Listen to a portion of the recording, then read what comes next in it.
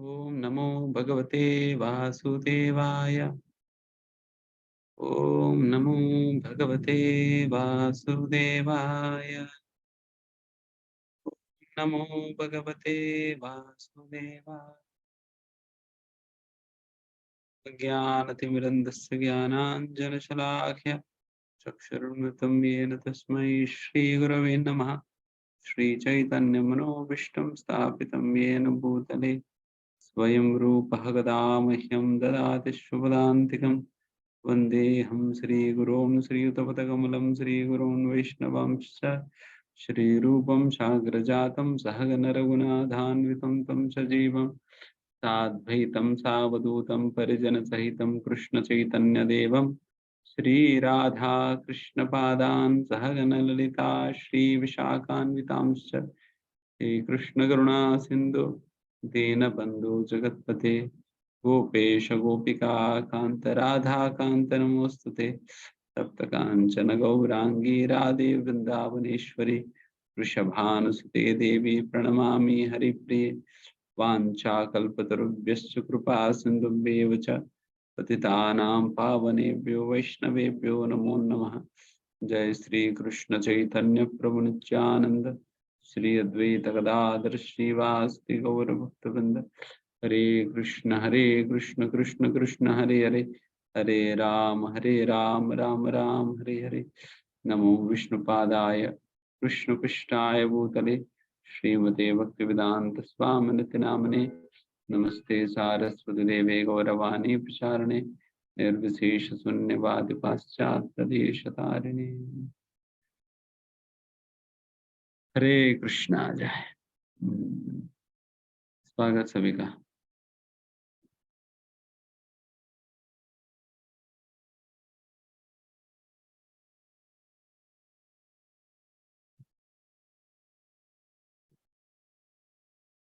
Thirty 39 shloka. मथुरायां तथा वज्रं शूरसेनापतिं ततः प्राजपत्यां निरूप्येत्स्थितिम् अग्निन् अपिबद् ईश्वरः। हरे कृष्ण प्रभु जी, धन्यवाद प्रणाम। तब उन्होंने अनिरुद्ध भगवान कृष्ण के पौत्र के पुत्र वज्र को मथुरा में शूरसेन का राजा बना दिया। तत्पश्चात महाराज युधिष्ठिर ने प्रजापत्य यज्ञ किया और गृहस्थ जीवन त्यागने हेतु अपने अंदर अग्नि प्रतिष्ठित की।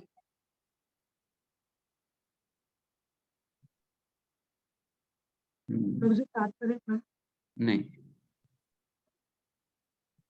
यहाँ पर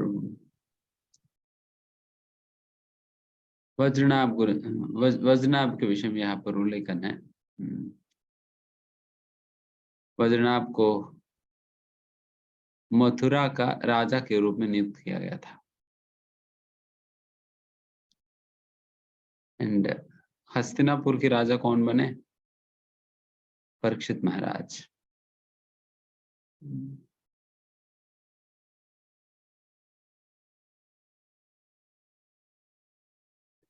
यहाँ पर हस्तिनापुर के राजा ये परीक्षित महाराज रहे। एंड मथुरा का अपने वज्रनाभ, और हस्तिनापुर के राजा जो परीक्षित महाराज थे वे चक्रवर्ती राजा थे। और उस चक्रवर्ती राजा का ही अंदर में अनेक राजाएं होते हैं। उनमें से एक राजा है वज्रनाभ, जो कि मथुरा के राजा बने। आप देखिए यहाँ पर भगवान के जो वंशज है उन्हें राजा के रूप में भगवान ने नियुक्त कराया, और अपने भक्तों के जो वंशज जो कि परीक्षित महाराज थे उन्हें चक्रवर्ती राजा बनाया। एक अच्छी बात है यहाँ।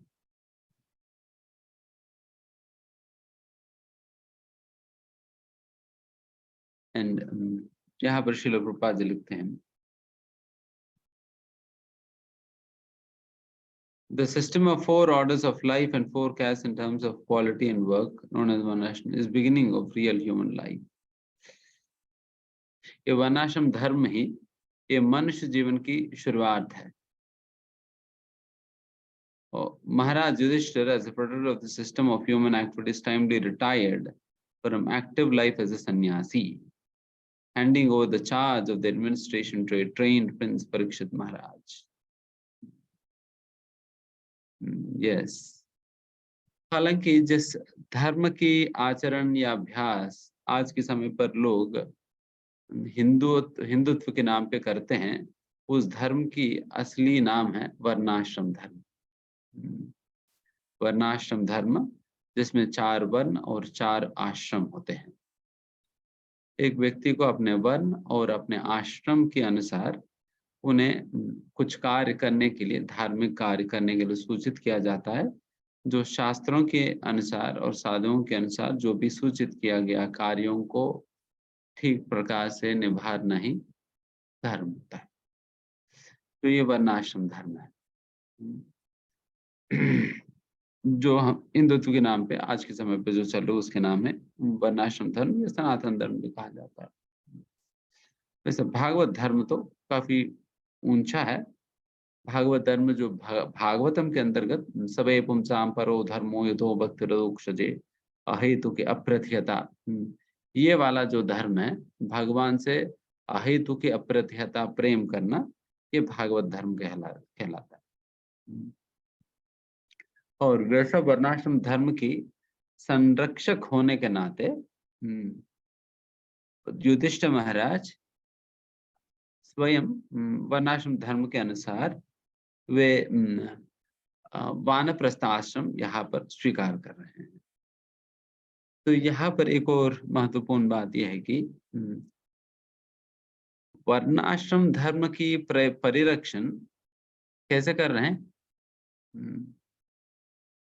उसकी पालन करके। जैसा आप लोग सुने होंगे, धर्मो रक्षति रक्षितः। धर्म की रक्षा तुम करोगे, देन फिर वही धर्म आपकी रक्षा करेगी। तो उस प्रकार से धर्म की रक्षा कैसे की जाती है? धर्म की रक्षा किया जाता है धर्म की आचरण करके, धर्म को अपनाकर, धर्म के अभ्यास करके, धर्म को जीवन में उतार के धर्म की रक्षा किया जाता है। एंड उस प्रकार से जब आप धर्म की परिरक्षण करेंगे, धर्म को अपना जीवन में उतार के, वही धर्म आगे जाकर आपको आपकी संरक्षण कर सकता है ना। कई बार इम्प्रैक्टिकलिटी के नाम पे या प्रैक्टिकलिटी के नाम पे लोग धर्म को कॉम्प्रोमाइज करते हैं। कोई बात नहीं है, अभी के समय पर इतना प्रैक्टिकल नहीं है, इतना प्रैक्टिकल बात नहीं है करके प्रैक्टिकलिटी के नाम पे लोग धर्म का तिरस्कार करते हैं। देन फिर धर्म हमारी रक्षा करने की जिम्मेदारी भी कैसे लेगी फिर, है ना। तो इसलिए अगर धर्म हमारी रक्षा करनी है आगे, देन फिर सबसे पहले हमें धर्म की रक्षा करना होगा धर्म के आचरण करके। एंड जो भी कार्य हम धर्म के विपरीत हम करते हैं, वो धर्म के ऊपर एक आक्रमण कहिए या धर्म की अवलंघन होता है।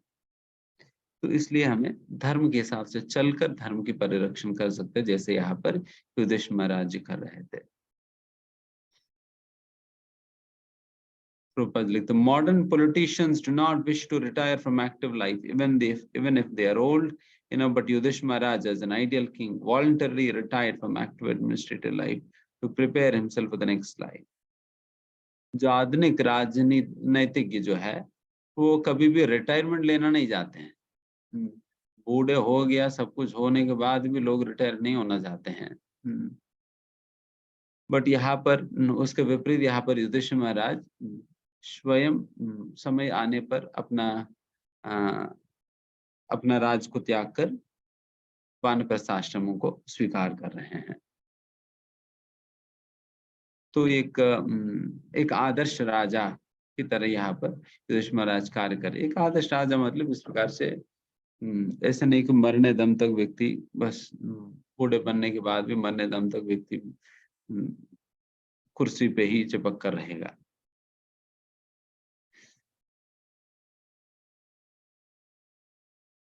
प्रभुपाद लिखते everyone's life must be so arranged that the last stage of life, say at least the last 15 to 20 years prior to death, can be absolutely devoted to the devotional service of the Lord to attain highest perfection of life.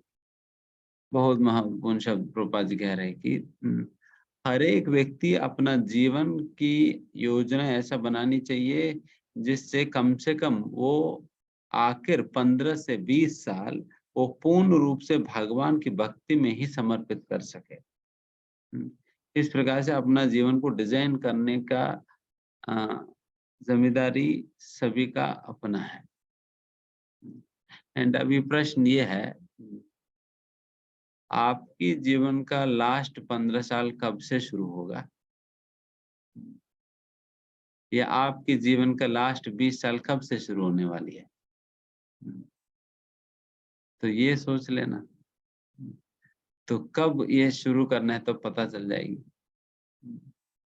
20 साल के बाद शुरू होगा या अभी शुरू होगा या कब शुरू होगा? आखिर 15 साल, कोई गारंटी नहीं है, कभी भी व्यक्ति निकल जाएगा। पता ही नहीं चलता कब मृत्यु आ गई कब मर गए, पता ही नहीं चलेगी, क्योंकि मरने के लिए एक क्षण भी नहीं लगेगा। और कोई नोटिस तो नहीं आने वाली है कि देखिए अभी 25 साल के बाद यमदूत विजिट करने आएंगे, तैयार रहना, तो ऐसा कोई नोटिस तो नहीं होगा। तो इसलिए व्यक्ति को जितना जल्दी हो सके उन्हें अपना जीवन भगवान के चरणों में समर्पित करनी चाहिए। उन्हें वेट नहीं करनी चाहिए दांत वांत छूट जाने तक, घुटने खराब होने तक, और बिल्कुल कमजोर पड़ जाने तक। तो उस समय तक वेट करने की जरूरत नहीं है। उस समय तो वेट करके भी क्या करेगा व्यक्ति। तो इसलिए फिर एक कोई भी व्यक्ति का मूल धर्म यही होता है कि व्यक्ति जितना जल्दी हो सके वो अपना जीवन को भगवान की सेवा में समर्पित कर दिया जाए। ये तो वैसे भी व्यर्थ जाने वाली ही जीवन है। बिकॉज हमारा शरीर का आखिर में तीन गतियां प्राप्त होता है। शरीर को 3 गति प्राप्त होता है। एक तो मरने के बाद अगर हमारा शरीर को जला दिया जाता है, देन राख बन जाता है, हमारा शरीर राख बन जाती है। अगर इस शरीर को अगर दफन कर दिया जाता है, देन कीड़े कहा जाती है और हमारा पूरा शरीर कीड़े बन जाता है।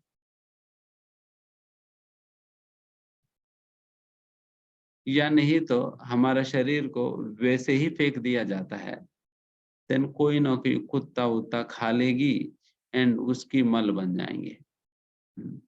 इसलिए मल, राख या कीड़ा, यही हमारा शरीर की अंतिम लक्ष्य है, यही हमारे शरीर की अंतिम गति है। चाहे जितना सुंदर प्रकार से इस शरीर को हम मेंटेन कर भी ले अभी के समय पे, अल्टीमेटली ये राख बनने वाली है, या नहीं तो कीड़े बनने वाली है, या नहीं तो किसी पशु या जानवर की मल बनेगी। तो वैसा शरीर के लिए इतना सारा तामझाम हम पूरा जीवन भर करते हुए बैठ जाते हैं। तो इसलिए इन सारे चीजों के चक्कर में पड़ने के बजाय व्यक्ति जैसा उन्हें ये साक्षात्कार होता है कि अपने जीवन का क्या परम उद्देश्य है, तुरंत उन्हें अपना जीवन को भगवान की सेवा में समर्पित कर देनी चाहिए। डेफिनेटली एक बार शादीशुदा होने के बाद तो हाँ, फिर कई सारी जिम्मेदारी इत्यादि आ जाता है, देन फिर व्यक्ति को समय लग जाता है, देन फिर क्योंकि ब्रह्मचारी के बाद अगर गृहस्थ बन गया तो देन फिर गृहस्थ में 20-25 साल बिताना होगा, देन फिर उसके बाद वो वानप्रस्थम आश्रम में आएगा। बट जिनकी भाग्य है, जो भाग्यवान है, अगर वो सीधा ब्रह्मचारी से गृहस्थ में जाए बिना बच सकता है, देन उनकी जीवन तो अद्भुत है। बिकॉज जो बेकार की जो डिले होता है गृहस्थ आश्रम में प्रवेश करके, फिर प्रवेश करके क्या मिलने वाला, नोबेल प्राइज मिलेगी। अरे तुमने गृहस्थ को पाल लिया, अरे भाई साहब आपने कलयुग में गृहस्थ को, नहीं सही में नोबेल प्राइज दिया जाना चाहिए गृहस्थों को, क्योंकि घर को पालना ही बहुत बड़ी बात हो जाता है आज के समय पर कलयुग में। वो भी सच्चाई के साथ पालना ही बहुत बड़ी बात हो जाती है। बट ठीक, बट फिर भी क्या पाना है, क्या पाएगा व्यक्ति। तो इसलिए अगर कोई इस प्रकार से सीधा ब्रह्मचारी आश्रम से ही अगर इस गृहस्थ में पड़े बिना अगर निकल सके तो उनका जीवन तो अद्भुत है।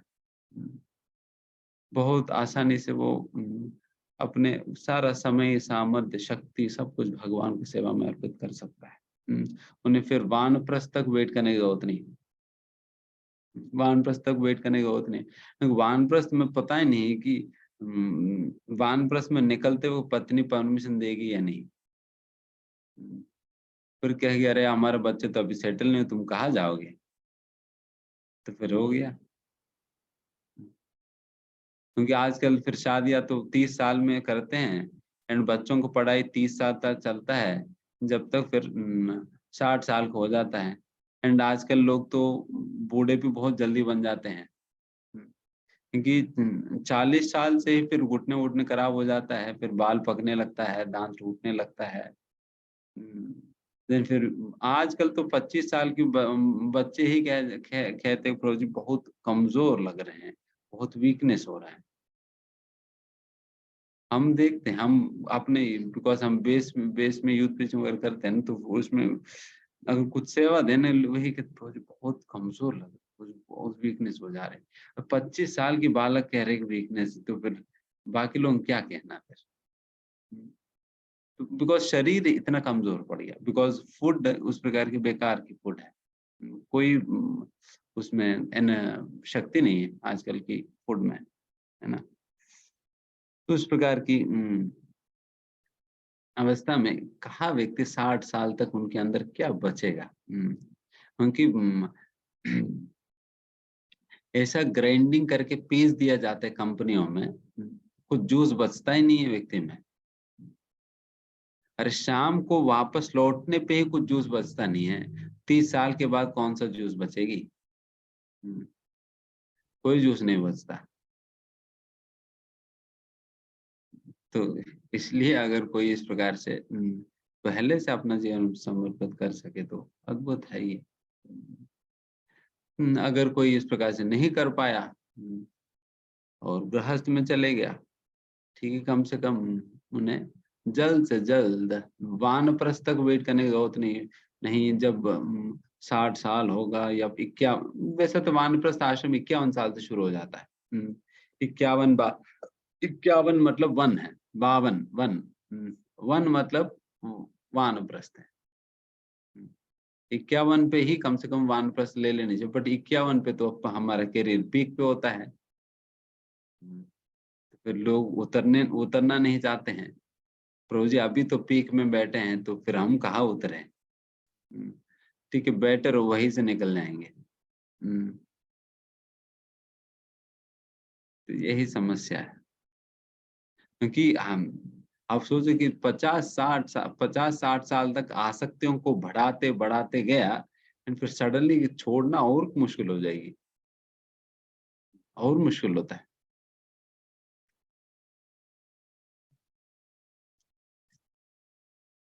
सच में ये डेफिनेटली मुश्किल बात है, बट फिर भी व्यक्ति को एक ऊंचा उद्देश्य समझते हुए तो अपना जीवन को भगवान की सेवा में अर्पित करनी चाहिए, जैसे यहाँ पर बताए जा रहे हैं।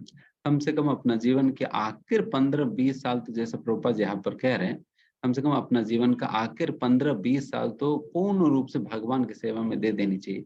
उस समय ये नहीं कहना है कि अरे मेरा नौकरी पड़ा हुआ है, मेरा पत्नी है, बच्चे फिर सारे झंझट में नहीं। कम से कम 15-20 साल तो पूर्ण रूप से भगवान की सेवा में। पत्नी, पति, बच्चे सभी लोग साथ मिलकर भगवान की सेवा में लग जाएं। तो उस प्रकार से व्यक्ति अपना जीवनी को सरल से सरल बनाते हुए जाना होगा।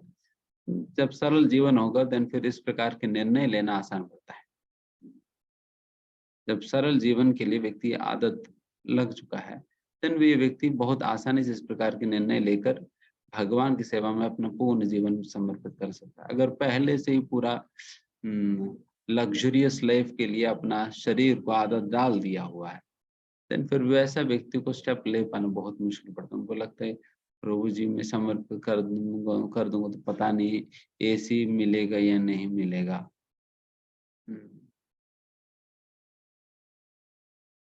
तो फिर कैसे, है ना? तो इस प्रकार से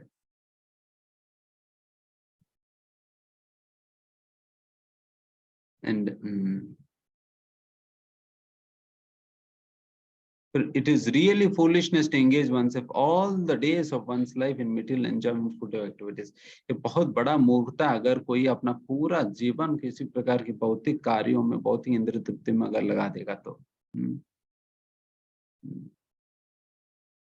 बिकॉज इससे बंधन ही बढ़ेगा, कभी बंधन से निकल नहीं पाएगा। इसलिए लास्ट में प्रभुपाद जी बात लिखकर समाप्त करते हैं, no one should follow the suicidal policy of neglecting one's supreme task of attaining the highest perfection of life, namely going back home, back to Godhead।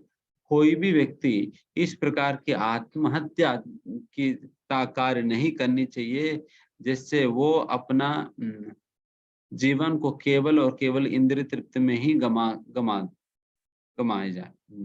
Rather वो अपना जीवन को भगवान की सेवा में समर्पित करने की ओर आगे बढ़ना चाहिए। केवल इसी में ही पूरा जीवन नहीं बिता देना।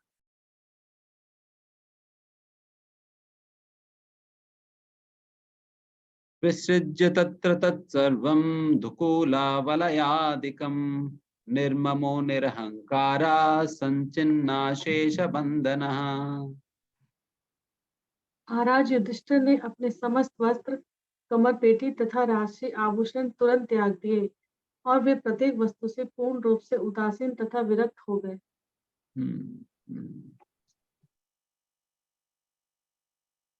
ऐसा नहीं कि युधिष्ठिर महाराज जी अपना सारा ताम जाम सब कुछ ले जाकर जंगल में जा रहे।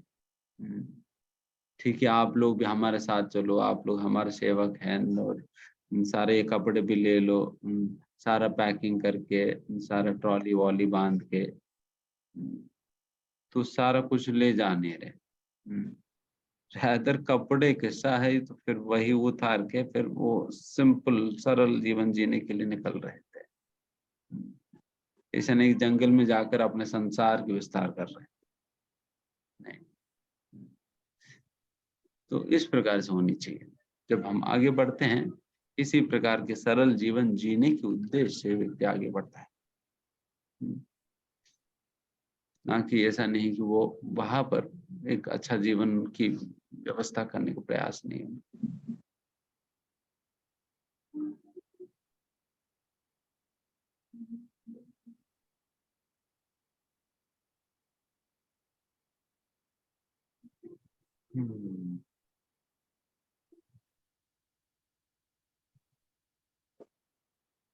प्रभुपाद लिखते हैं, Maharaj Yudhishthir therefore to become spiritually pure at once gave up his royal opulence, relinquishing his royal dress and garments। महाराज युधिष्ठिर जो है आध्यात्मिक प्रकार से शुद्ध होने के लिए वो तुरंत अपने सारे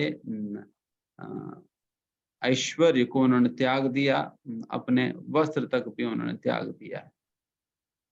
अभी सुनिए, द काशाया और सैफ्रॉन लायन क्लॉथ ऑफ ए सन्यासी indicates freedom from all attractive material garments. Freedom from all attractive material garments, and thus he changed his dress accordingly.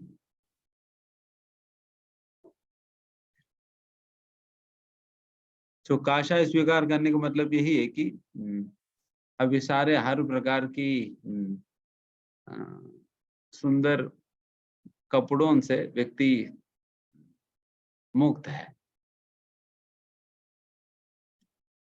हम एक बार यही सोच रहे थे कि जनरली कपड़े लोग किस लिए पहनते हैं, अच्छे अच्छे कपड़े। अच्छे कपड़े इसलिए पहनते कि सुंदर दिखे या सेंटर ऑफ अट्रैक्शन बने, है ना। अल्टीमेटली इसीलिए पहनते हैं लोग, नहीं तो फिर कौन से कपड़े से क्या मतलब रहेगी। सेंटर ऑफ अट्रैक्शन बनते हैं। बट चाहे हमने ये देखा है कि चाहे कितना भी अच्छा कपड़े व्यक्ति पहन ले, फिर भी उतना सेंटर ऑफ अट्रैक्शन नहीं बनेगा जितना कि हम लोग जो बनते हैं, जो सैफ्रॉन में है। अगर कहीं भी जाइए ना, कितना बड़ा से बड़ा शादी में जाओ, कहीं भी जाओ, चाहे हो सकते हैं लोग लाखों करोड़ों रुपए की कपड़े पहन भी रहे हैं, अगर हम चले जाते हैं सभी लोग हमें ही देखेंगे। सभी लोग हमें देखेंगे, ये कहाँ से आया। हालांकि हमारा कपड़ा का मूल्य तो वही 400-500 रुपए है, इससे ज्यादा के नहीं। उनकी तो लाखों रुपए की है, बट अट्रैक्शन तो हम ही बनेंगे। अगर उस प्रिंसिपल के अनुसार भी देखा जाए, यही बेहतर है। सही बता रहे हैं।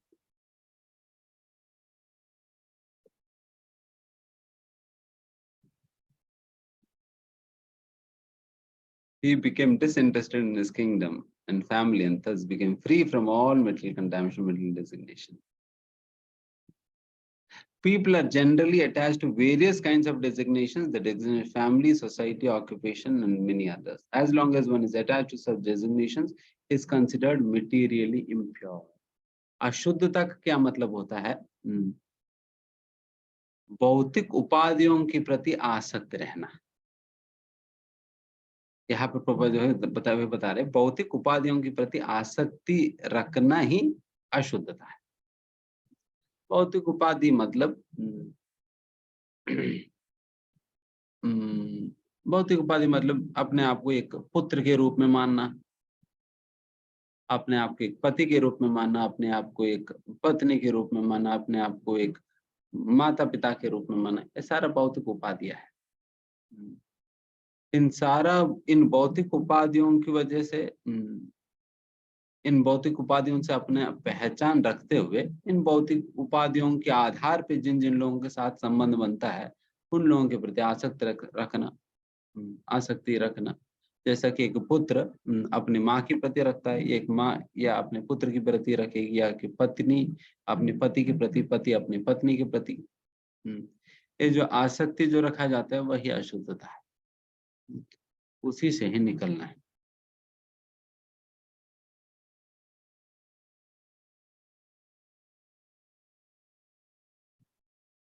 आगे, वाचम जुहाव मनसी तत्प्राण इतरे च तम वृत्त्याव अपानम सोत्सर्गम तम पंचत्वे ही अजोहवित।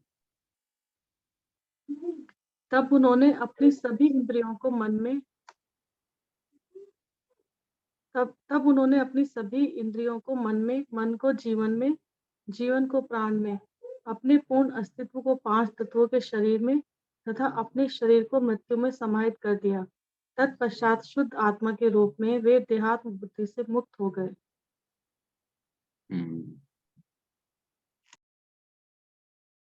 आखिर में महाराज युधिष्ठिर देहात्म बुद्धि से मुक्त हो गए, तपस्या इत्यादि के अभ्यास करके।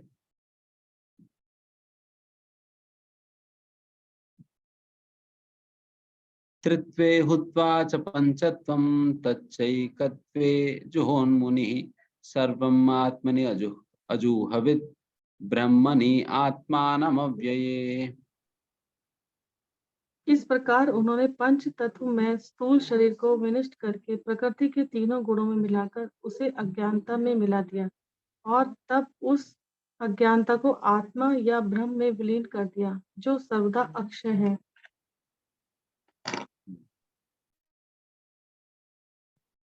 ये एक प्रकार की वाउंडिंग अप है।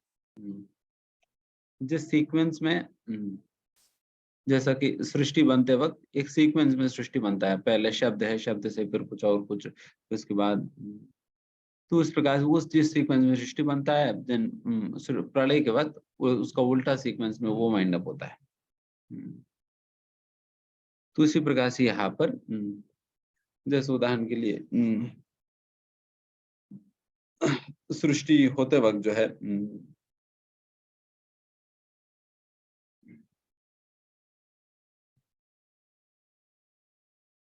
तीन गुण होते हैं और तीन गुणों में से रजोगुण से इंद्रिय वस्तुएं प्रकट होती है, तमोगुण से या रजोगुण से इंद्रिया प्रकट होती है और रजोगुण से तमोगुण से इंद्रियों की वस्तुएं प्रकट होती है और सत्वगुण से देवी देवताएं प्रकट होते हैं। तो इस प्रकार से एक एक गुण से कई चीजें इस प्रकार से प्रकट होते हैं। जब प्रलय के समय दिन उल्टा होता है। इसका मतलब ये देवी देवताएं सत्वगुण में मिल जाएंगे, सारा इंद्रिया रजोगुण में मिल जाएगी। तो उस प्रकार से तो वैसे ही यहाँ पर शरीर के विषय में बताया जा रहा है, किस प्रकार से प्रकट हुआ, उसका उल्टा सीक्वेंस में कैसे अब प्रकट हो रही।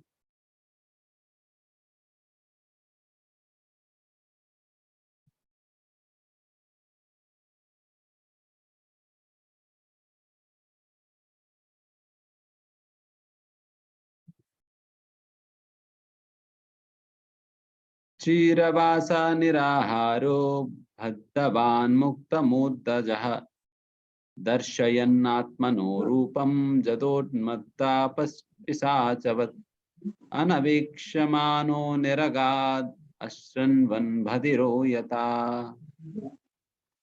तत्पश्चात महाराज युधिष्ठिर ने फटे हुए वस्त्र पहन लिए, ठोस आहार लेना बंद कर दिया। वे जानकर गूंगे बन गए और बालों को खोल दिया। इन सबके मिले जुले रूप में वे एक उज्जड या वृत्ति विहीन मनोरोगी की तरह दिखने लगे। वे किसी वस्तु के लिए अपने भाइयों पर आश्रित नहीं रहे। वे बहरे मनुष्य के समान सब कुछ अनसुना करने लगे।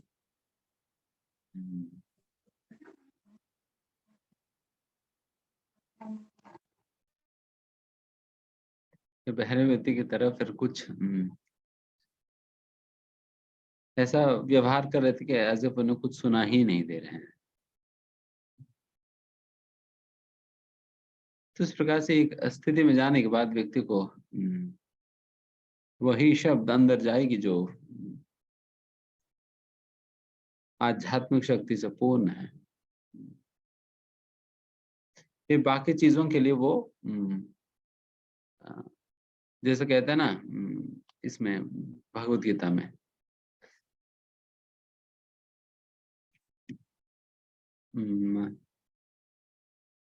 यानीश सर्वभूतानां, उस श्लोका में ये बात कहा जाता है जो अभक्तों के लिए रात है वो भक्तों के लिए दिन है, और भक्तों के लिए जो दिन है अभक्तों के लिए रात है।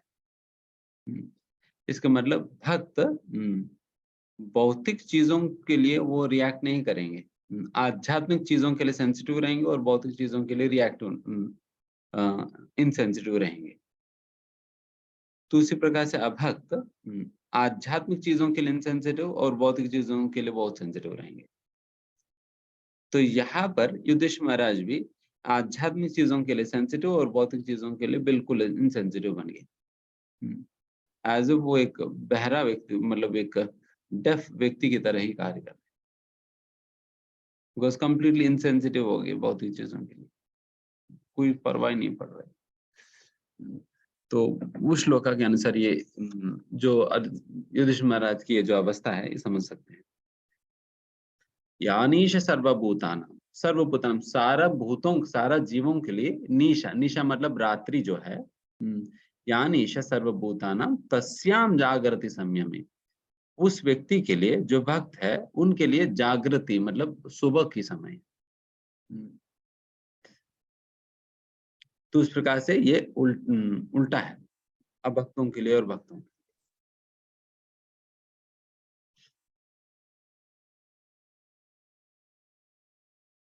और उदिचिम प्रविवेशाशम गता पूर्वा महात्मभिः हृदि ब्रह्म परम ध्यायन नावर्तेता यतो गतः। तब उन्होंने उत्तर दिशा की ओर अपने पूर्वजों तथा महापुरुषों द्वारा स्वीकृत पथ पर चलते हुए प्रस्थान किया, जिससे वे परमेश्वर के विचार में पूर्ण रूप से लग गए। वे जहां कहीं भी गए इसी प्रकार रहे।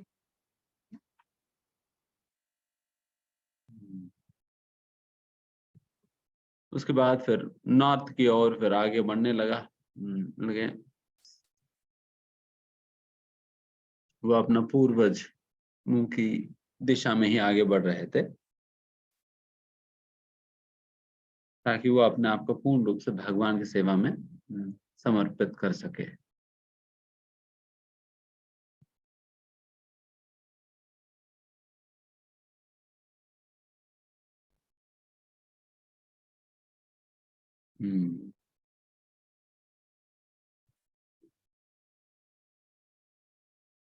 The training and dedication was so imparted, and thus a respectable person like Maharaj Yudhishthira had to leave all family connection for self-realization, going back home, back to Godhead. बिल्कुल शुरुआत के समय पे ही लोगों को ऐसा प्रशिक्षण दिया जाता है जिसकी वजह से युधिष्ठिर महाराज को भी उसी प्रकार के प्रशिक्षण मिलने के कारण अभी के समय पर वे अपना परिवार के संबंधों को छोड़कर केवल और केवल भगवान की सेवा में अपने आप को समर्पित करने के लिए वो आगे बढ़ रहे हैं। इस मतलब शुरुआत से ही उन लोगों को क्लियर कर दिया जाता है, बेटा पूरा का पूरा जीवन इसी में नहीं काटना है,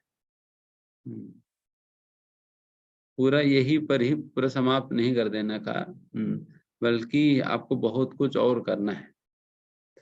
और इस प्रकार से आपको वानप्रस्थ स्वीकार करनी चाहिए। फिर उसके बाद आपको इस प्रकार से अपना जीवन को पूर्ण रूप से भगवान की सेवा में समर्पित करनी चाहिए। इस प्रकार की माइंडसेट जो है लोगों की मन में पहले से ही बिठा दिया जाता है। इसलिए लोग गृहस्थ में प्रवेश करने के बाद भी वो लोग वानप्रस्थ स्वीकार कर पाते। इसलिए पहले के जमाने में जैसे खासकर आप देखिए कि जैसे हम लास्ट टाइम इनकी स्टोरी बताए थे, वो अपना कौन है दक्ष प्रजापति के पुत्रों के विषय में, जब अपने पुत्रों की शादी कराना था, तब दक्ष प्रजापति ने क्या कहा, पहले जाकर तपस्या करके आओ। क्योंकि शादी करने के लिए व्यक्ति पहले से प्रॉपर तपस्या करना होगा, नहीं तो बिकॉज विवाह भी एक प्रकार की यज्ञ है, गृहस्थ आश्रम भी एक प्रकार की यज्ञ है। उस यज्ञ करने के लिए पहले अपने योग्यता प्राप्त करना पड़ेगा। ऐसा नहीं कि केवल ब्रह्मचारी के लिए, सन्यासी बनने के लिए ही योग्यता होता है, जो ब्रह्मचारी नहीं बन पाता या जो सन्यासी नहीं बन पाता वो गृहस्थ चले जाए, नहीं, ये गलत है। जिस प्रकार से ब्रह्मचारी बनने के लिए योग्यता जरूरत पड़ती है, उसी प्रकार से गृहस्थ बनने के लिए भी योग्यता होती है। गृहस्थ कोई डस्टबिन नहीं है, वो भी प्रामाणिक आश्रम है जिसमें भगवत प्राप्ति किया जा सकता है। बट उसमें पहले उस प्रकार के प्रशिक्षण चाहिए। पहले 20 साल की प्रशिक्षण लेते थे लोग, 20 साल की प्रशिक्षण लेते थे, फिर उसके बाद वो गृहस्थ आश्रम में प्रवेश करते थे, देन फिर जाकर व्यक्ति वानप्रस्थ ले पाता था। बट आज के समय पे तो इस प्रकार की वानप्रस्थ तो कहाँ दिखाई देगी, ओल्ड एज होम दिखाई देंगी, वानप्रस्थ कहीं नहीं। ओल्ड एज होम से दिखाई देंगे, वानप्रस्थ कहीं नहीं दिखाई देंगे।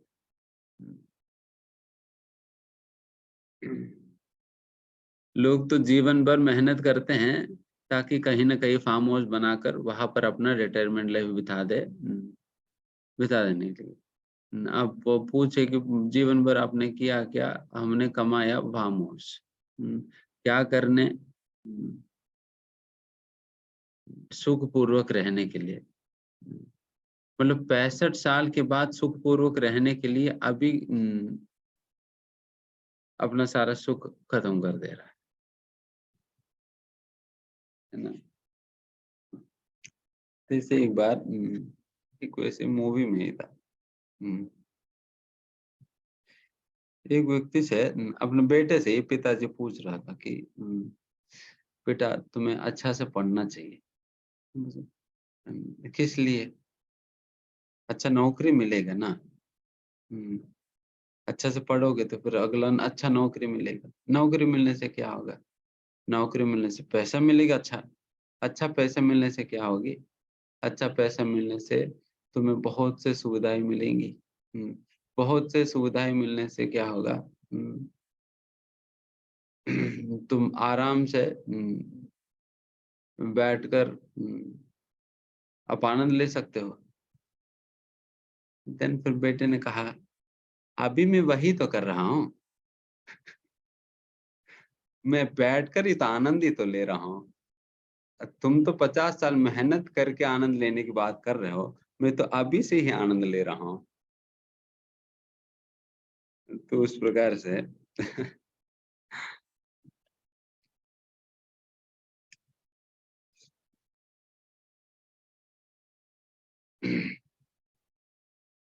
तो वही डिफरेंस है।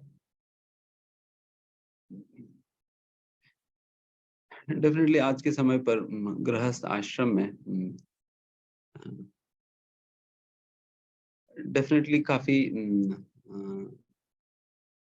मुश्किल तो पड़ता है अपने भक्ति के नियमों को बनाकर रखना और सेवाएं इत्यादि कर पाना, परिवार को चलाना इत्यादि इत्यादि।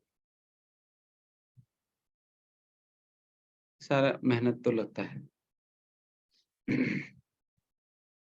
बट इसमें वही है कि वही व्यक्ति असलियत में कर सकेगा जो कि बहुत ही दृढ़ है अपने भक्ति को लेकर। जो बहुत दृढ़ है वही व्यक्ति स्विमिंग कर पाएगा। कई बार हमने बताया कि गृहस्थ आश्रम का मतलब ये है कि स्विमिंग करना है।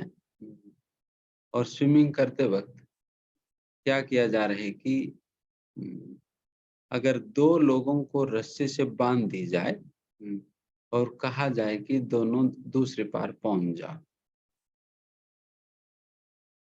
दो लोगों को रस्सी बांध दिया जाए और कहा जाए कि दोनों जो है तैरते तैरते दूसरी पार पहुंच जाइए। अभी कैसे पहुंच जाएंगे? दोनों को बिल्कुल सिंक में स्विमिंग करना पड़ेगा। अगर एक व्यक्ति का गाड़ी रुक गया तो दूसरा भी रुकना पड़ता है। एक व्यक्ति गाड़ी रुक गया दूसरा रुक जाना पड़ता है। तो फिर दोनों को सिंक में जाना पड़ता है। कहीं इधर उधर नहीं कर सकते हैं। वो हाथ हिला रहे तो हम भी हाथ हिलाना होगा, वो पैर हिला रहे तो हम भी पैर हिलाना होगा। इस प्रकार से बिल्कुल सिंक में करेंगे तो पहुंच जाएंगे, नहीं तो फिर बहुत मुश्किल है। आज तो वो सिंक में होता ही नहीं काम। पत्नी कुछ कहती है, पति कुछ कहता है। इवन भक्ति में भी, इवन कई बार भक्तों के बीच में भी यही काम देखा जाता है कि वहां पर भी सिंक्रोनाइजेशन हो नहीं पाता है।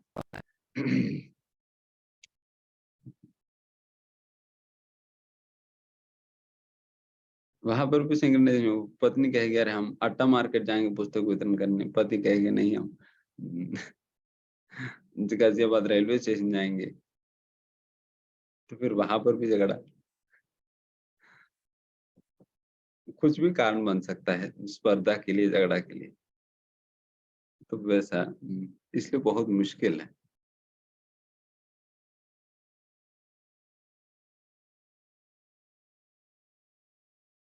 बट फिर भी जो लोग अगर कर पा रहे हैं तो सच में दंडवत प्रणाम ही उन लोगों को। अगर रह कर पा रहे मतलब बड़ी बात है।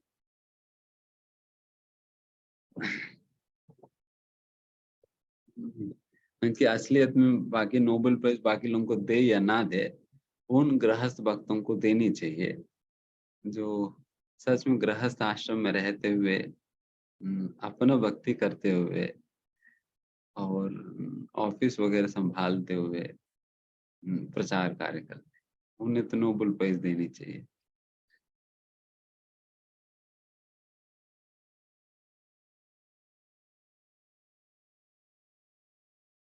सर्वे तम निर्जग्मुर भ्रातरः कृतनिश्चयाः कलिना धर्ममित्रेण दृष्ट्वा स्पृष्टाः प्रजा भुवि। महाराज युधिष्ठिर के छोटे भाइयों ने देखा कि कलयुग का पूर्व से ही संसार भर में पदार्पण हो चुका है और राज्य के नागरिक पूर्व से ही अधर्म द्वारा प्रभावित हैं। अतः उन्होंने अपने बड़े भाई के चरण चिन्हों का अनुगमन करने का निश्चय किया।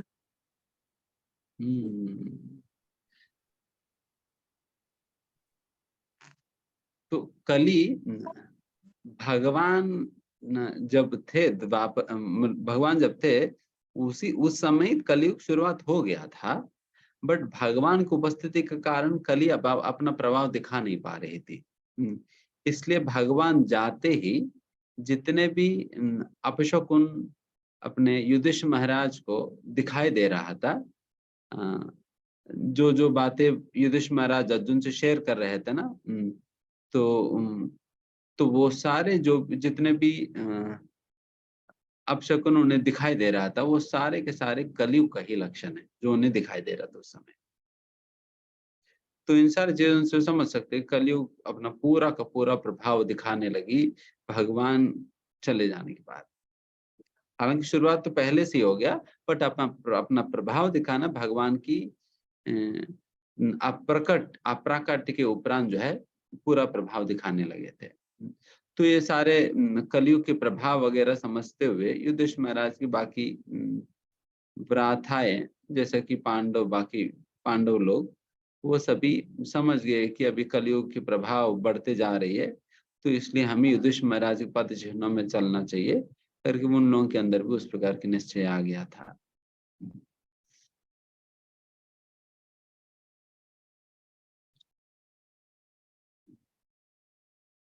सभी लोग प्रभावित होने लगे, फिर उन्हीं ही लोगों के बीच में रहेंगे तो हम भी प्रभावित हो जाएंगे, तो इसलिए फिर वो लोग आगे बढ़ने लगे थे।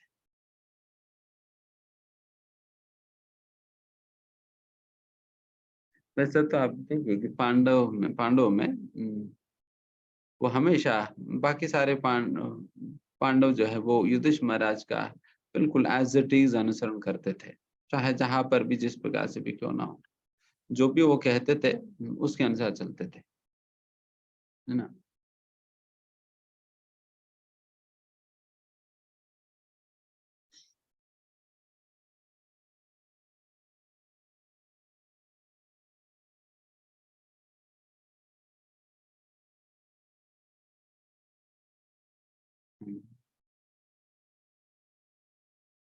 यहाँ पर प्रभुपाद जी लिखते हैं, according to the principle of Sanatan Dharma one must retire from family life after half the duration of life is finished and must engage himself in self realisation.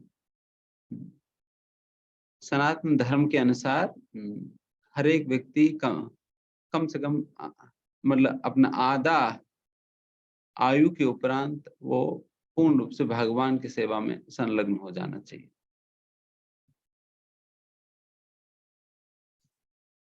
Half the duration of life.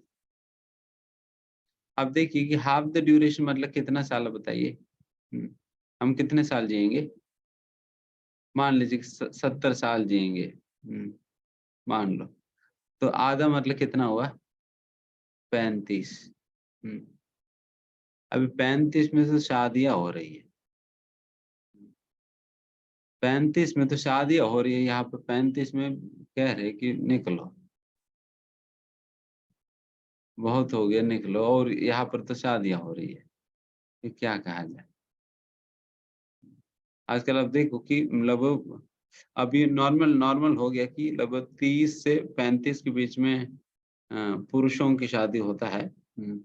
And फिर वो शादी करने के बाद उनके जो भी बच्चे बच्चे होंगे, फिर वो बच्चे तो पढ़ते पढ़ते आजकल एजुकेशन कंप्लीट होने में कम से कम 25 से 30 साल लग जा रहे हैं। पहले तो 22-23 में कंप्लीट होकर फिर जॉब नौकरी में लग जाते थे। अभी पढ़ाई करो, पढ़ाई के बाद फिर कुछ कोर्सेज करो, कोर्सेज करने के बाद फिर एग्जाम्स के लिए तैयारी करो, ये करो वो करो, फिर ऐसा करते करते 30 साल हो जा रहे हैं। तो अब देखिए 35 + 30 65 हो गया, तो फिर जीवन में बचा क्या है उस व्यक्ति के पास? भगवान को देने के लिए कुछ बचता ही नहीं है। सारा घुमा दिया उसने।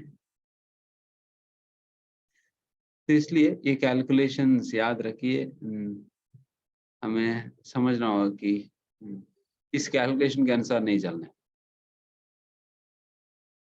तब तक वेट नहीं करना है।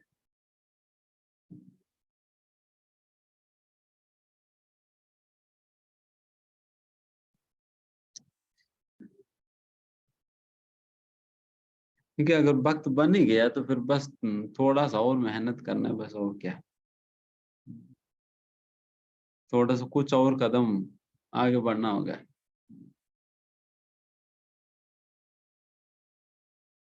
है ना। ते साधुकृत सर्वार्था ज्ञात्वा यन्तिकमात्मनः मनसा धारयामाशु वैकुंठ चरणाम्बुजम्। उन्होंने धर्म के सभी नियम संपन्न कर लिए थे, अतः उनका यह निश्चय ठीक ही था कि भगवान श्री कृष्ण के चरण कमल ही सबके परम लक्ष्य है। अतः उन्होंने बिना व्यवधान के उनके चरणों का ध्यान किया। वैसा लोगों के लिए आसान है, जीवन भर उनको अपना जीवन के लक्ष्य तो फिक्स ही है, भगवान के चरण कमल है करके उनको पूरा फिक्स है। इसलिए वो बहुत आसानी से अपना मन को पूर्ण रूप से भगवान के चरण कमलों पर केंद्रित कर पाए थे। वो जीवन भर पहले से ही उनको उसी प्रकार का प्रशिक्षण मिला हुआ है, जीवन भर उसी का ही अभ्यास उन लोगों ने किया, इसलिए आखिर में बहुत आसानी से अपना मन को केंद्रित किया और चले गए, खत्म हो गया।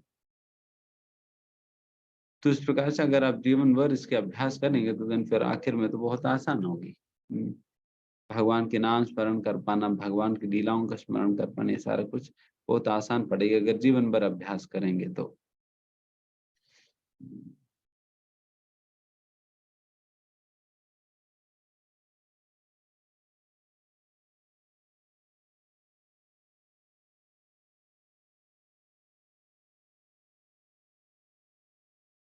यहाँ पर प्रभुपाद जी कहते हैं, The Pandavas, not only in this life but also in their previous lives, had always performed the supreme pious work. ये पांडव जो है, ये इस जीवन में भी और पिछले जीवन में भी हमेशा धार्मिक जीवन ही जिए थे। इसलिए उनके जीवन में किसी भी प्रकार के पाप नाम की कोई चीज नहीं था। इसलिए वो बहुत आसानी से अपने मन को भगवान के चरणों पे संलग्न कर सके। तो उसी प्रकार से हमें भी उसी प्रकार की धार्मिक जीवन जीना होगा।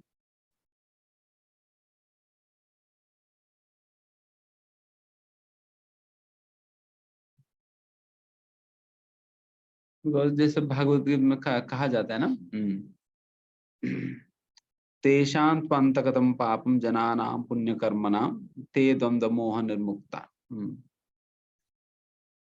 उसमें कहा जाता है कि तेषां त्वन्तगतं पापम, जिन लोगों के जीवन में पाप की मात्रा कम है और पुण्य की मात्रा बढ़ा हुआ है, वही लोग भक्ति करने के लिए योग्य बनते हैं। जिस प्रकार से उस प्रकार की योग्यता इन लोगों में है, पांडवों में। जैसे कहा गया किसी प्रकार पाप नाम की कोई चीज नहीं हो, और इस जीवन में और पिछले जीवन में वो लोग पुण्य की कार्य ही किए थे करके। जब यहाँ पर पुण्य की बात किया जा रहा है, वो पुण्य नहीं है जिस प्रकार के पुण्य हम सोचते हैं। वो उस प्रकार की पुण्य कार्य नहीं है, बल्कि ये शृण्वताम स्वगता कृष्ण पुण्य श्रवण कीर्तन, उस प्रकार के पुण्य कार्य जिस प्रकार के पुण्य कार्य इस श्लोक में बताए जा रहे हैं, पुण्य श्रवण कीर्तन, जो कि अज्ञात सुकृति है, भक्तोन्मुख सुकृति कहा जाता है इसे, भक्तोन्मुख सुकृति। भक्तोन्मुख सुकृति मतलब जो सुकृति हमें भक्ति देने में सक्षम है। बाकी सुकृति हमें स्वर्ग दे सकती है, या अमीर परिवार में जन्म दे सकती है, या बुद्धि दे सकती है, सौंदर्य दे सकती है, बट वो भक्ति नहीं दे सकेगी। भक्तोन्मुख सुकृति ही एक ऐसा चीज है, वैसा सुकृति है जिसकी वजह से व्यक्ति को भक्ति मिल सकता है। भक्तोन्मुख सुकृति हम कई बार बता चुके हैं कि कोई किसी भी प्रकार की सुकृतिवान कार्य भक्ति के संदर्भ में होता है, वो भक्तोन्मुख सुकृति।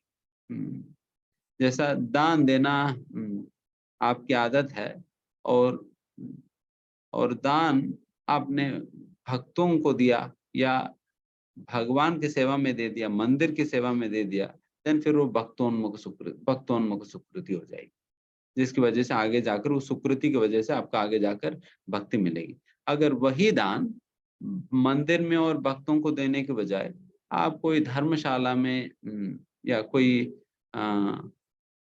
ओल्ड एज होम में आपने दे दिया, उससे तुम्हें पुण्य मिल जाएगी, पुण्य मिल जाएगी और स्वर्ग की प्राप्ति हो सकता है, इन्हें तो अच्छा परिवार में जन्म मिल जाएगी, बट भक्ति नहीं मिलेगी।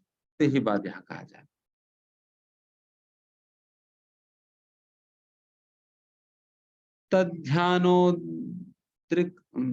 तद्ध्यानोद्रिक्तया भक्त्या विशुद्धादिशना परे तस्मिन्नारायण पदे एकांतमतयो गतिम् अवापुर्दुरवापिं दुरवपां ते असद्भिर्विषयात्मभिः विदूतकल्मषास्थानं विरजेनात्मनैव हि। इस प्रकार भक्ति भाव से निरंतर स्मरण करने से उत्पन्न भक्तिमयी शुद्ध चेतना द्वारा उन्होंने आदि नारायण भगवान श्री कृष्ण द्वारा अधिशासित वैकुंठ लोक प्राप्त किया। यह वैकुंठ लोक केवल उन्हें प्राप्त होता है जो अविचल भाव से एक परमेश्वर का ध्यान करते हैं। भगवान श्री कृष्ण का यह धाम गोलोक वृंदावन कहलाता है, और यह उन व्यक्तियों को प्राप्त नहीं होता जो जीवन की भौतिक अवधारणा में लीन रहते हैं, लेकिन समस्त भौतिक कल्मश से पूर्ण रूप से शुद्ध होने के कारण पांडवों ने अपने इसी शरीर में उस धाम को प्राप्त किया। पांडव इसी शरीर में गोलोक की प्राप्ति कर ली है। आप सोचो, इसी शरीर में चले गए, बिकॉज ना ये वैलिड है, क्योंकि जब कोई बहुत ही तीव्र स्थिति में जब भक्ति करने लगता है तो उनकी शरीर भी स्पिरिचुअलाइज हो जाता है, उनके शरीर भी कंप्लीटली स्पिरिचुअलाइज्ड हो जाते हैं। उस स्पिरिचुअलाइज्ड के कारण फिर वो सीधा अपने शरीर के साथ आध्यात्म सृष्टि में जाने की योग्य बन जाता है, अपने शरीर के सहित चले जा सकते हैं। जिस प्रकार से तुकाराम महाराज भी गए थे, अपना शरीर के सहित ही वो गोलोक गमन किए थे देवधाम से। ऐसा नहीं कि शरीर छोड़ने के बाद फिर वो गोलोक गए थे, बल्कि शरीर के साथ साथ ही चले गए। वो शरीर कंप्लीटली स्पिरिचुअलाइज्ड हो जाता है। इसलिए जो शुद्ध भक्तों का जो शरीर भी होता है वो कोई साधारण नहीं होता, बिल्कुल साधारण नहीं होता है। इसलिए शुद्ध भक्तों का शरीर भी उतने ही पूजनीय है जितने के शुद्ध भक्त है, जितने के शुद्ध भक्त है। इसलिए शुद्ध भक्तों का शरीर भी हमें उस प्रकार की दृष्टि के साथ ही देखना चाहिए और समझना चाहिए। शुद्ध भक्तों को एंड स्पिरिचुअलाइज होने का मतलब यह है कि उनका शरीर की हर कण कण भगवान के नाम का ही उच्चारण करने लगता है, हर कण। जिस प्रकार से हम एक बार बता रहे थे ना कि पंढरपुर धाम के विषय में, जैसे वहां पर नामदेव महाराज से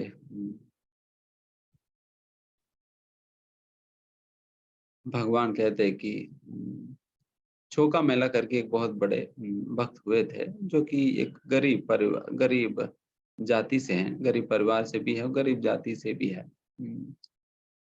और फिर उस प्रकार की जाति के कारण फिर उन्हें राजा ने जबरदस्ती ले गया एक दीवार बनाने के लिए। वो अपना राज्य की एक बाउंड्री वॉल बना रहा था, बहुत मोटा सा बाउंड्री वॉल बना रहा था। उस दीवार को बनाने के लिए सारे लोगों को जबरदस्ती काम कराने के लिए वो ले गए थे, और उनमें इस चौका मेला को भी, जो कि भगवान के शुद्ध भक्त थे, उनको भी ले गए थे। वो हालांकि नहीं जाना चाह रहे थे, पर जबरदस्ती खींच कर ले गए। एंड फिर वहां पर काम करते वक्त किसी कारणवश वो दीवार टूट गया, एंड सभी का सभी जितने भी लोग वो दीवार बनाने के लिए गए थे सारे, वो सभी उस दीवार के नीचे गिर के फंस गए, एंड फिर सभी मर गए थे। एंड उन्हीं में ये चौका मेला भी मर गए थे। एंड भगवान श्री विट्ठल भगवान नामदेव बाबा से कहा कि तुम जाकर चौका मेला समाधि हो चुके हैं, उनकी अस्थियां लाओ। मैं चाहता हूं कि उनके अस्थियों की समाधि जो है मेरी मंदिर के सामने हो। भगवान खुद कह रहे हैं। तो फिर नामदेव बाबा जाते हैं, नामदेव महाराज जी जाते हैं। फिर नामदेव महाराज पूछते पहले तो, कैसे समझूं कि वहां पर तो कितने सारे लोग मर गए हैं, फिर किन की हड्डियां क्या है, मैं कैसे समझूंगा ना। कौन सा हड्डी उनकी है, मैं कैसे समझ पाऊंगा। देन भगवान ने कहा कि जो भी हड्डियां तुम हाथ में लेते हो, उन हड्डियों को कान पे लगाना। अगर उन हड्डियों से अभी भी विट्ठल विट्ठल विट्ठल विट्ठल करके नाम आ रही है, देन समझ लेना कि ये चौका मेला की हड्डी है। देन ये बात सुनकर चकित हो गए नामदेव महाराज। देन फिर उस अवस्था में फिर गए थे वहां पर, सिर्फ सारा वो मिट्टी मिट्टी हटाए, ये किया वो किया। दिन एक हड्डी को लेकर फिर कान में लगाते थे, फिर कुछ सुनाई नहीं दे रहा था। देन इस प्रकार से काफी समय के बाद जब उन्होंने एक हड्डी उठाया और अब उस हड्डी को अपने कान में लगाया, देन उस हड्डियों से आवाज आ रहा था कि विट्ठल विट्ठल विट्ठल। देन वो तो बिल्कुल शॉक्ड हो गया, अरे ये क्या है। सच मतलब रियल स्टोरी है, तो कहानी नहीं। That is what is completely spiritualised body है। पूरा शरीर आध्यात्मिक बन चुका, कंप्लीटली स्पिरिचुअलाइज्ड। इसलिए वैसा लोगों की शरीर और आत्मा में कोई अंतर नहीं रहता। शरीर भी स्पिरिचुअलाइज हो चुका है, बिकॉज पूरा का पूरा शरीर की रोम रोम से भगवान के नाम ही निकलता है। तभी तो हरिदास ठाकुर को जब ये नवाब मार रहा था, तो नवाब को यही चैलेंज हरिदास ठाकुर ने किया, तुम अगर चाहो तो मेरे शरीर को कंड कंड कर दो, बट फिर भी मेरी शरीर के हर एक अंग जो है भगवान का नाम लेता ही रहेगा। कि बार बार ये नवाब कह रहा था, तुम अगर इस प्रकार से भगवान के नाम लेना बंद नहीं करोगे तो तुम्हारे शरीर को कंड कंड कर दूंगा। देन हरिदास ठाकुर ये बात कहते, तुम कंड कंड कर तो जाएंगे, बट मेरा हर एक कन जो है भगवान के नाम लेते ही जाएगी, ये तो नहीं रुक पाई करके हरिदास ठाकुर कह रहे। तो इसी को कहा जाता है स्पिरिचुअलाइज्ड बॉडी। उसी प्रकार की अवस्था था इन पांडवों की, जिसकी वजह से उन्हें अपना शरीर के सहित ही उन्हें भगवत धाम गमन करने के लिए सौभाग्य प्राप्त हुए। तो यही विशेष बात है। इसलिए अगर हम भी उस तीव्र स्थिति में अगर भक्ति करें तो कन कन में भगवान का नाम सुनाई देगा।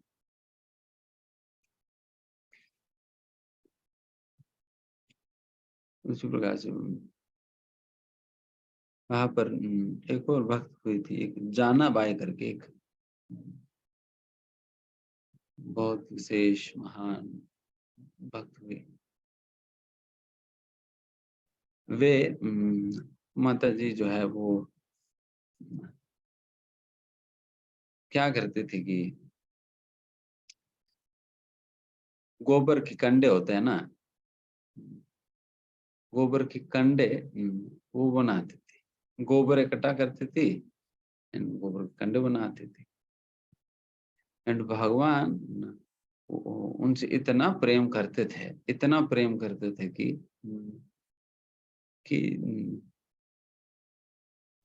जब वो रोटियां बनाती थी, भगवान आटा पीसते थे, भगवान आटा पीसते थे, वो रोटी बनाते थे।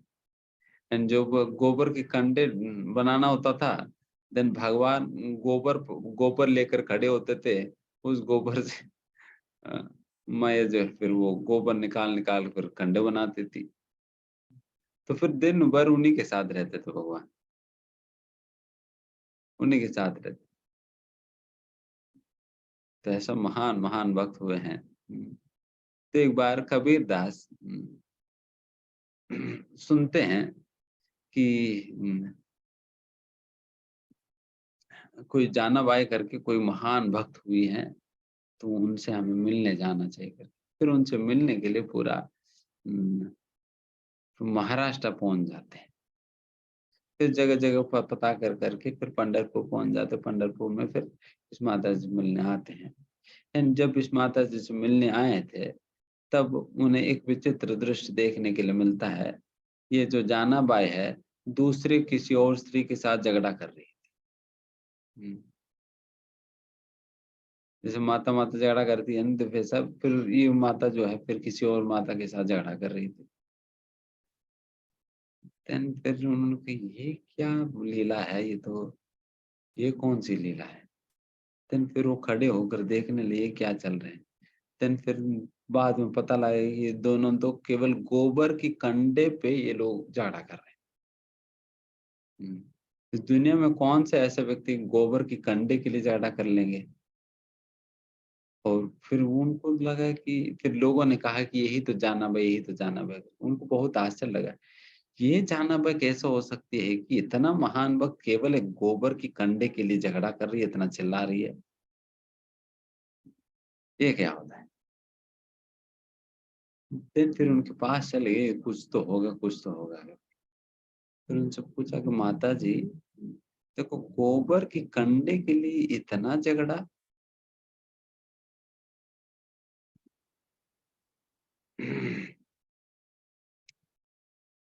तो उन्होंने कहा कि देन उन्होंने कहा कि मेरी कंडे तो साधारण नहीं है। मेरी कंडे तो साधारण नहीं है। अगर मेरी कंडे को आप अपना कान में लगा कर तो देखो। देन जब एक आध कंडे उठाए, कुछ सुनाई नहीं दिया। बट जब जहानाबाई की गोबर के कंडे उठाकर जब कबीर दास ने अपने कान में लगाया, देन फिर उनको सुनाई दिया विट्ठल विट्ठल विट्ठल कर। देन वो तो वही को वही मुंह से गिर पड़े थे। अरे ये क्या बात, इनके द्वारा बनाई गई गोबर के कंडे में भी भगवान के नाम ही निकल रहे हैं। ऐसा महान महान संत रहे हैं इस भूमि पे। तो तो ये होता है स्पिरिचुअलाइजेशन, स्पिरिचुअलाइजिंग बॉडी। इसलिए महान संतों की शरीर भी हमारे लिए तो बहुत बहुत पूजनीय है, बहुत पूजनीय है।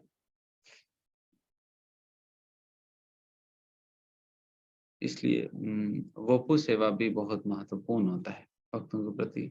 इस प्रकार का भी संभव है, हमें वपु सेवा भी करते रहना चाहिए। भक्तों के प्रति वपु सेवा भी करनी चाहिए, जो भी हमारी क्षमता के अनुसार। वपु मतलब उनके शरीर की सेवा, शरीर की सेवा करनी चाहिए। मतलब वाणी सेवा भी है, वपु सेवा भी, दो प्रकार की सेवा, वाणी और वपु सेवा। दोनों अपने अपने स्थान पर महत्वपूर्ण है, पर निश्चित रूप से जैसा कई बार बताया जाता है, वाणी सेवा सबसे महत्वपूर्ण, वपु से भी। पर जब भी हमें अगर मौका मिले वपु का भी सेवा करने के लिए, देन फिर वपु सेवा भी हमें करनी चाहिए। ठीक है, फिर यहाँ पर हम समाप्त कर देते हैं, फिर अगली बार बाकी हम पूरा करें। धन्यवाद। ग्रंथरा श्रीमद् भागवतम की, श्रील प्रभुपाद की जाए। कोई प्रश्न किसी का? किसी का भी प्रश्न है तो वो अपना हैंड रेज कर सकते हैं। रूपाली माता जी।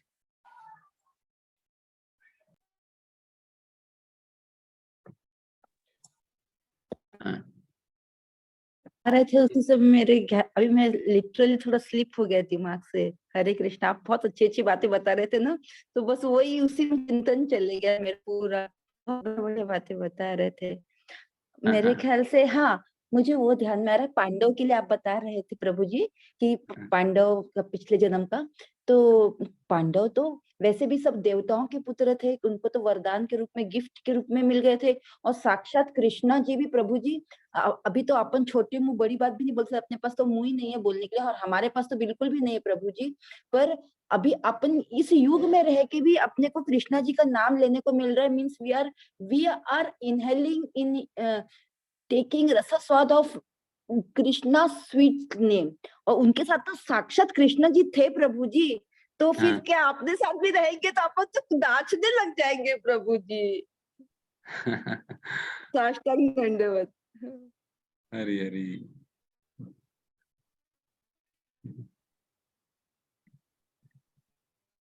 तो निश्चित रूप से वैसे पांडव तो भगवान की केवल देवताएं नहीं, देवताओं की छोटा सा अंश मिला हुआ है, बट साथ ही साथ वो भगवान के पार्षद भी थे। तभी तो भगवान ये बात कहते हैं ना,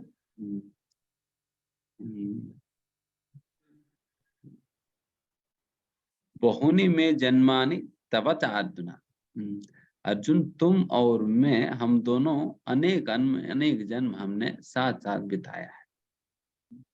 मुझे याद है बट तुम्हें याद नहीं। तो इस प्रकार से अनेक जन्म हम भगवान के पार्षद रहे हैं ये अर्जुन।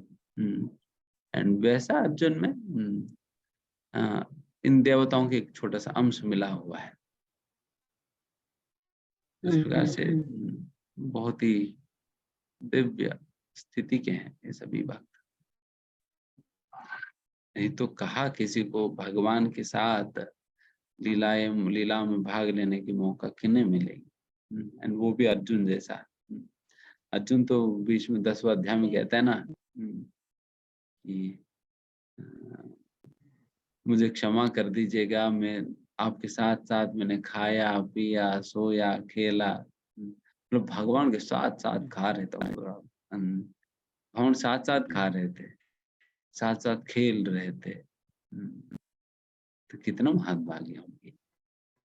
इसलिए कोई साधारण तो नहीं है, ये सब है प्रभु।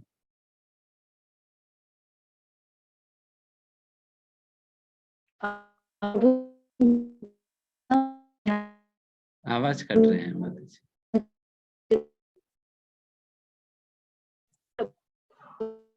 अभय प्रभु जी, आप अपने आपने सेशन में बोला ना, हाँ आपने मंगलवार के सेशन में बोला ना, आत्मा के रूप में कृष्ण साथ में है, तो मेरे मन में वही आया कि आत्मा के रूप में मीन्स चिप है उनका अपने साथ में। परमात्मा के रूप में भगवान है, परमात्मा का चिप है अपने अंदर। yes. बस इतना ही है, we can feel them, we can't visualise them, but we yes. Hare Krishna Prabhu ji, दंडवत प्रणाम। हाँ धन्यवाद प्रभु जी। जैसे महाप्रभु बोले हैं कि जो भारत भूमि पे जन्म लिया है, पहले वो अपना जीवन सार्थक करे, फिर दूसरों का उपकार करे। तो यहाँ पे सार्थक अपना जीवन करने का मतलब क्या हुआ? कैसे हम लोग समझें कि हमारा जीवन सार्थक हो रहा है? अब हम लोग को दूसरे को भी बताना चाहिए।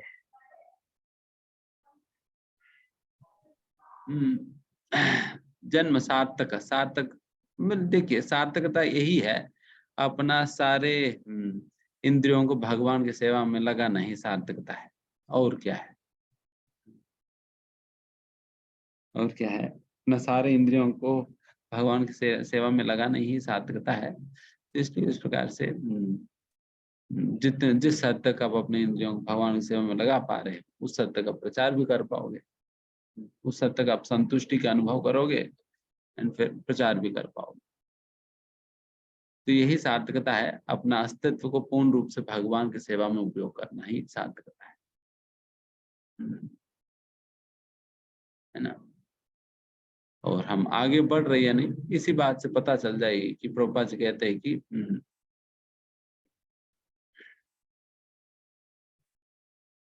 हमारे एडवांसमेंट इस प्रकार से पता चल जाएगी, are detachment from material enjoyment.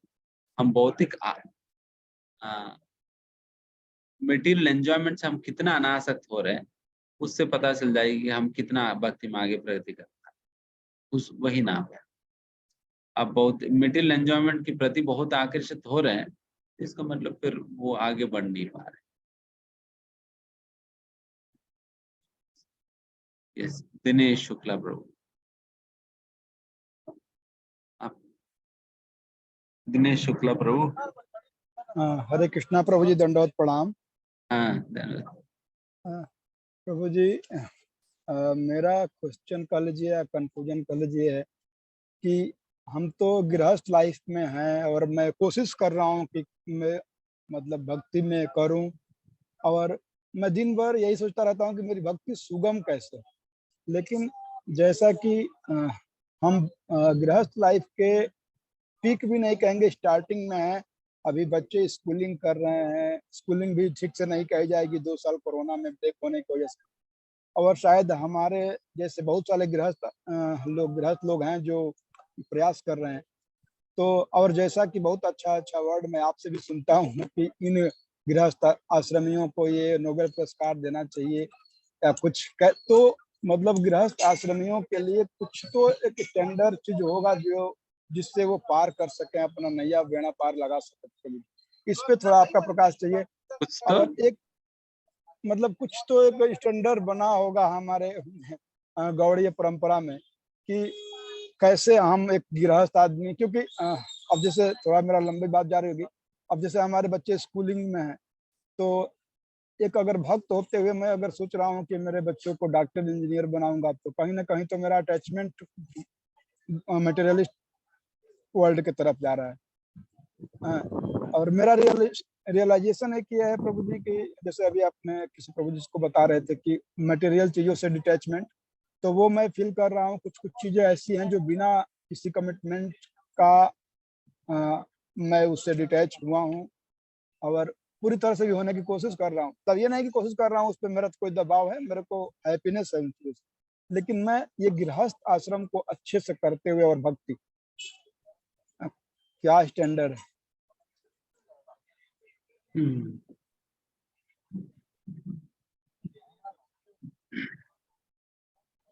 इसमें यही गृहस्थ आश्रम की स्टैंडर्ड्स के विषय में भी हमें थोड़ा सा और सुनना होगा। मतलब ये तो संक्षिप्त में बता ही नहीं पाएंगे, बट बहुत कुछ इसमें, बट कम से कम इतना तो ये समझे कि गृहस्थ जीवन का मूल उद्देश्य यही समझना होगा कि ये एक टीम वर्क के साथ भगवान की सेवा करने के लिए मिला हुआ है। ब्रह्मचारी अकेला सेवा करेगा और गृहस्थ पति पत्नी मिलकर परिवार के सहित वो सेवा करने के लिए मिला हुआ है। तो वो टीम वर्क है भगवान की सेवा करने के लिए, और कुछ उद्देश्य नहीं है। बिकॉज चाहे आश्रम कोई सा भी क्यों ना हो, क्लियरली भागवत में कहा जाता है कि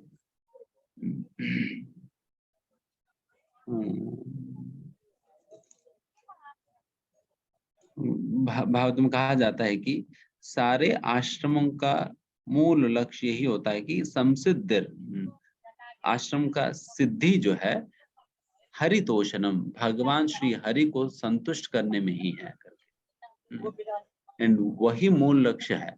मतलब मैं प्रिंसिपल में बता रहा हूँ, इस प्रिंसिपल को अचीव करने के लिए अनेक स्टैंडर्ड्स होता है। ठीक है, गृहस्थ का धर्म होता है साधुओं की सेवा करने के लिए, साधुओं को घर पे बुलाए, फिर उनकी सेवा, उनके आदर सम्मान करके उनकी सेवा करे। एंड उसी प्रकार से गृहस्थ का धर्म होता है भगवान की और भक्तों की सेवा में वो दान दे। एंड उसी प्रकार से गृहस्थों की धर्म होता है फिर वो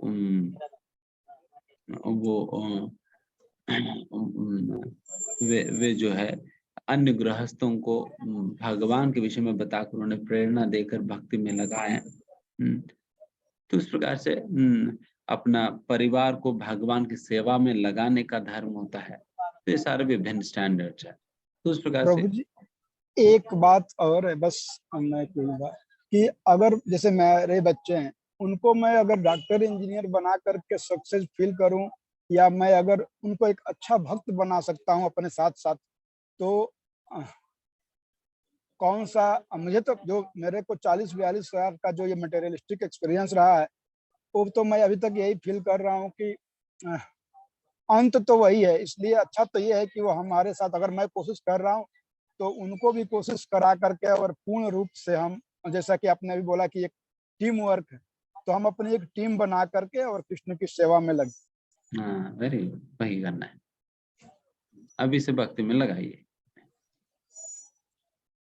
गुड। हरे कृष्णा प्रभु जी, दंडवत प्रणाम। बहुत सारी चीजें कुछ क्लियर हुई, लेकिन आप, मुझे लगता है कि एक गृहस्थ का कष्ट समझ सकते हैं। क्योंकि चाहे ब्रह्मचारी भी क्यों ना हो, गृहस्थ से ही तो आए थे, माता पिता कई बच्चे तो हैं।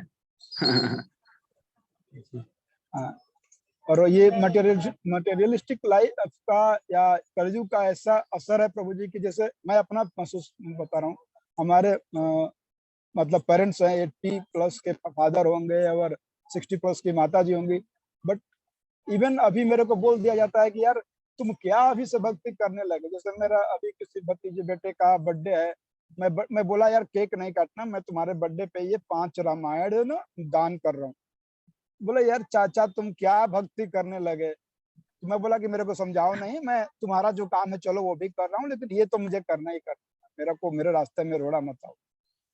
तो इवन मेरे मतलब मेरे 85 वर्ष के पिताजी हैं, और वो मेरे को गाइड कर रहे हैं कि क्या तुम कर रहे हो भाई, कहाँ जा रहे हो, तुमको इंजीनियर बनाया पढ़ा लिखा के। तो मैं बस चुप हो जाता हूँ प्रभु। अब लगे रहिए, हो जाएगी। हमारे लिए प्रार्थना करें प्रभु। दंडवत प्रणाम। धन्यवाद। सुरभि माता जी, हिमांशु।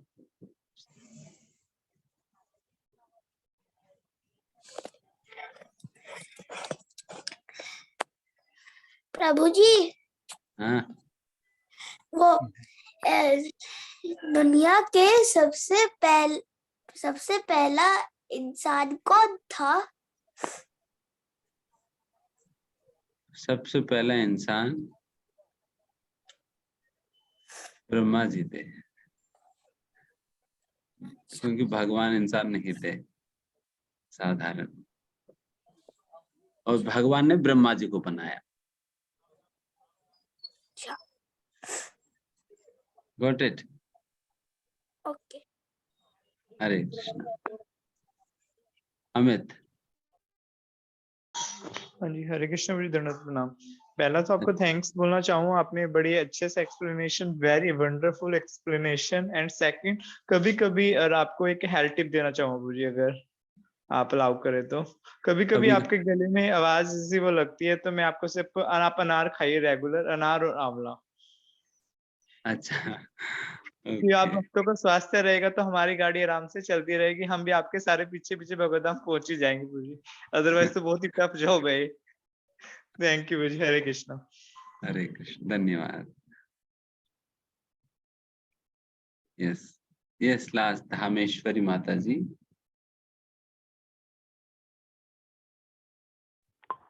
हरे कृष्णा प्रभु जी। हाँ, हरे कृष्णा। धन्यवाद, प्रणाम प्रभु जी। धन्यवाद। प्रभु, डाउट था, एक श्लोक में भागवत में आज हुआ कि युधिष्ठिर महाराज जी के देहात्म बुद्धि खत्म हो गया और वो शुद्ध आत्मा में स्थित हो गए।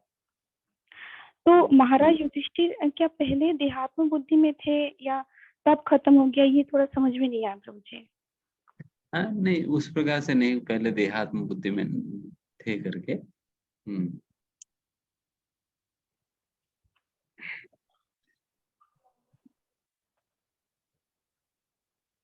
बट यहाँ पर ये बात कहा जा रहा है कि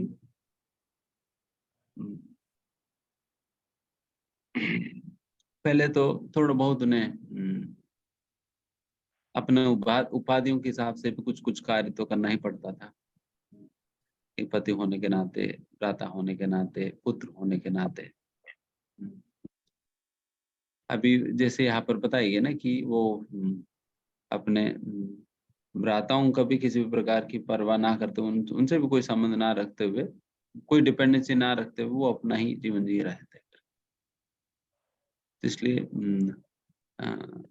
कंप्लीटली आत्मा की स्थिति में ही बाकी सारा उपाधियों को छोड़कर वो सर्वोपाधि विनिर्मुक्त वाला स्थिति में जीने लगे थे। इसलिए यहाँ पर उस प्रकार से कहा जा रहा है कि पूर्ण रूप से आत्मा की स्थिति में स्थित होकर कर रहे कर। पहले उनको शरीर में होंगे तो शरीर की धर्म भी तो निभाना पड़ता है ना, खाना खाना पड़ेगी, और भ्राता होने के नाते, पत्नी होने के, पति होने के नाते कुछ ना कुछ काम करना पड़ता है। बट अभी की स्थिति में तो फिर वो भी सारा छोड़ दिया, वो भी सारा छोड़ दिया। पूर्ण रूप से आत्मा की स्थिति में ही, आत्मा का ही संबंध कार्य में पूर्ण रूप से लग गए थे। तो उस बात को एम्फसाइज करते हुए ये बात। ठीक है, हरे कृष्ण। Himanshu last question. मैं आपका अनम्यूट किया, अब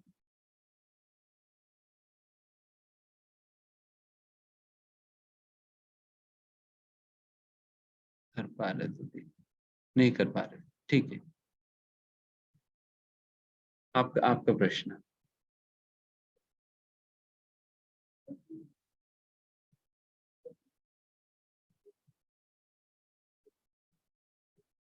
अच्छा, विट्ठल नाम का क्या अर्थ है पूछा जा रहा है। विट्ठला,